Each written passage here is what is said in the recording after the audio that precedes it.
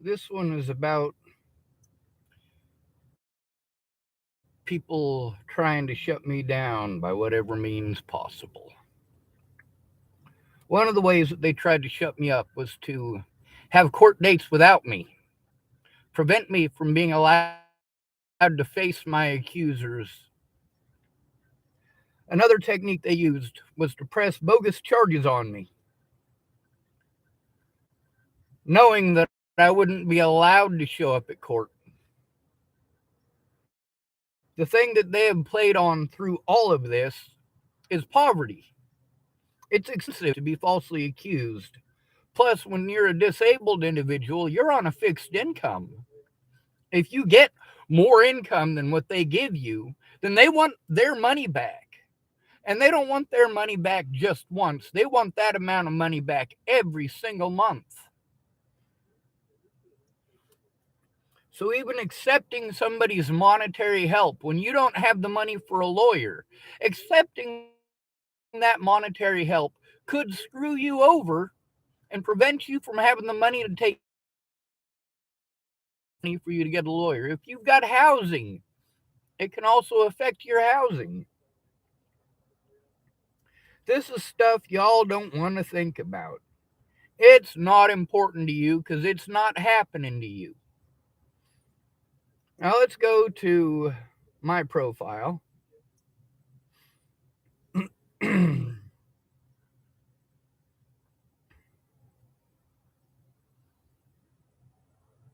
Now we'll show this here picture.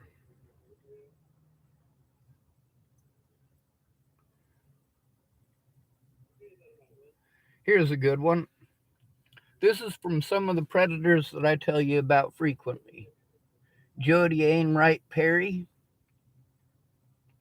doing everything she can, along with two other individuals, to try to report everything that I post, to try to make sure that I don't get the chance to show the truth, to try to make sure and guarantee that I don't get to show my side, that my side is not seen, that the evidence isn't seen. Some of the things that I was put on Facebook jail for are for taking screenshots of threats against my life or against my loved ones' lives and showing them, showing threats against my life. And I got banned for 30 days for that. Some of the other stuff that they had me put on Facebook jail for is I made a video about how to tell if your kids are on fucking drugs. That's right, it's an educational video. And what happened with that? Well, nothing good. Here's a good saying, I like it a lot. If you stay silent about the problem to keep the peace, there is a 0% chance that the problem gets fixed. That was an issue with Brenda Dickinson and Dennis Dickinson.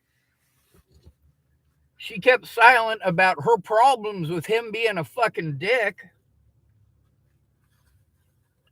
It didn't stop him from being a dick. She wanted some work done at the house, but she didn't want her husband to know about it. So I did the work. And then when her husband wanted to be a bully about me drinking coffee and eating dinner, which is part of the deal for me doing the work,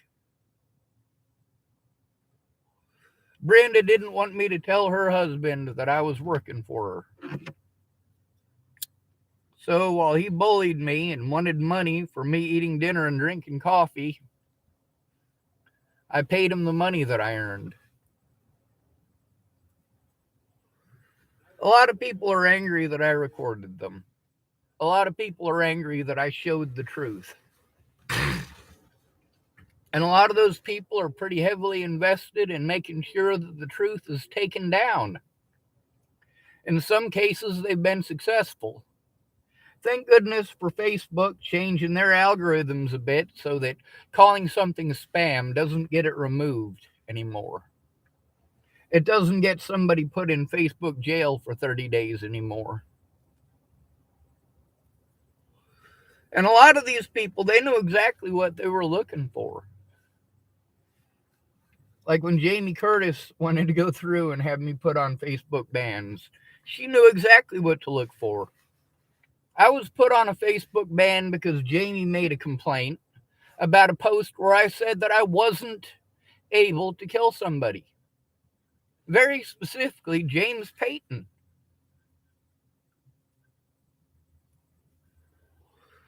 No, I'm not willing to kill people. But then we got to deal with all of these different folks trying to shut me up. What do they have to hide? That's what people should be asking. What do these people have to hide? Now, obviously, when I was at Shannon Alvarado's, it was not my choice for her to be drunk or to be the way that she was when she was drunk. Obviously, it wasn't my choice in Virginia for Brett Roloff to be fucked up on meth and digging through his own feces trying to find meth. These are things that I had to deal with, though.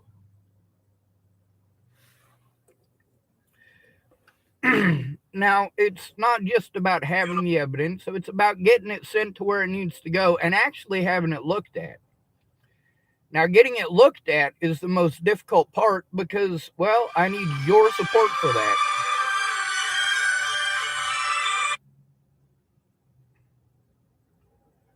That was a restricted number just called me, and I clicked on it to try to answer it. But that's not working, is it? No, it ain't. I don't trust restricted numbers.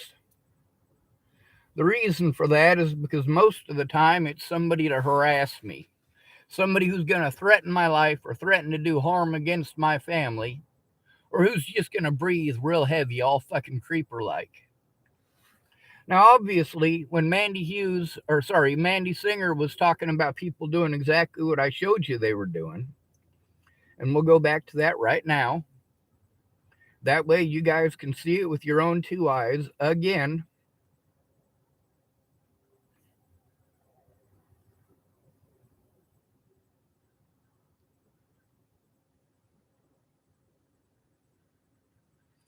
Now, I'll show you this one first.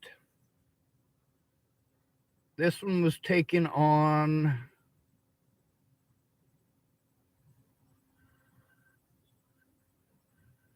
I can't tell what the date was.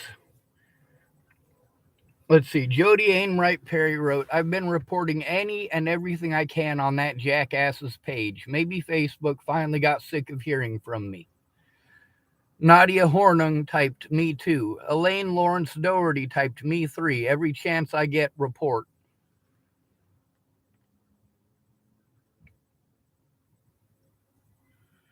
They openly brag about it.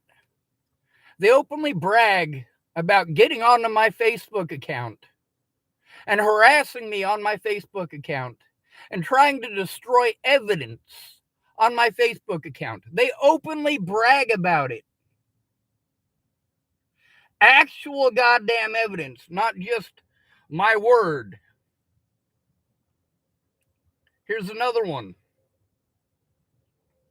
Now, this one right here, this is about 2 videos about how to tell if your kids are on drugs. This lady, Melissa Courage, typed, so reported 2 of SS's videos tonight and got this response. They actually removed the videos and now his page is gone. Anyone else notice that?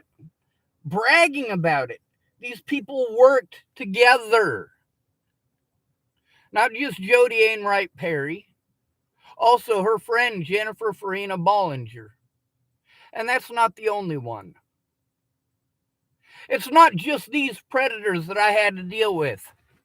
It's also the police as predators trying to hide their crimes and doing a very good goddamn job of it because I had no actual help in person.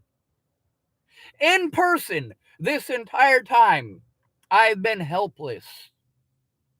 I have had to jump through hoops to get the help that I need. I have to jump through hoops for a bunch of people who aren't even willing to bother to listen to the help that I need. Now, there's been a lot of things that people did that were almost helpful, But without them coming forward and speaking up, it made zero difference. Without them writing police reports and going in person with another human being so that it is recorded, so that there is a witness. These pigs got away with doing whatever they wanted to me. I had been trying to get help stopping the threats, harassment, and abuse over Natalie Bollinger for over a year before she was killed. But people were too busy telling me how to think and how to feel and what to do. Meanwhile, they don't go through 1/1000th of what I've been through. And they don't take their own goddamn advice. I've been through 6 years of hell because people want to treat me differently than they would a pretty female who is actually on drugs, who is actually carrying a fucking gun for killing me. That was her intent and her stated purpose in her own words. Same thing with Tim Beeson. They were not afraid of me hurting them. They were afraid of getting in trouble because I told the fucking truth. And what did Natalie Bollinger's autopsy report prove? That the things she said were slander were the truth.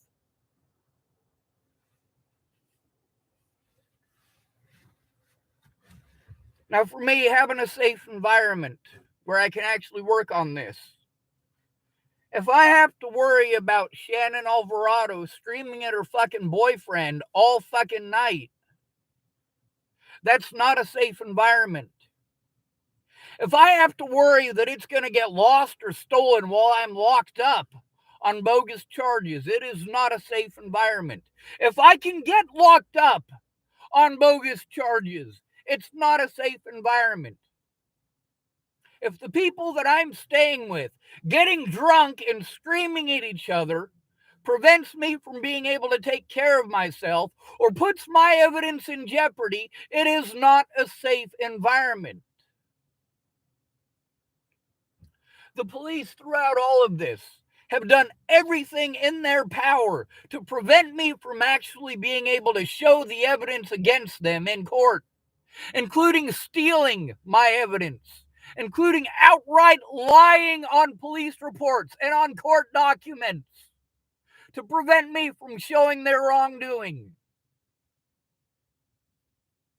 including sending me to prison for crimes that weren't even fucking committed.